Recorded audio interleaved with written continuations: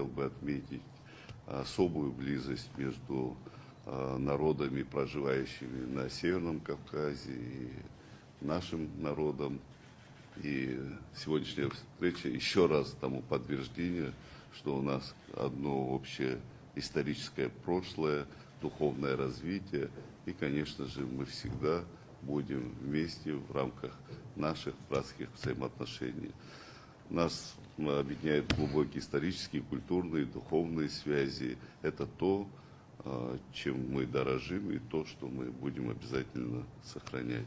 Убежден в том, что данный форум послужит еще большему сближению и сохранению межконфессиональной, межрелигиозной стабильности как на территории нашей страны, так и на территории Российской Федерации. Надеюсь, что результаты этого форума будут воплощаться на благо народов наших стран.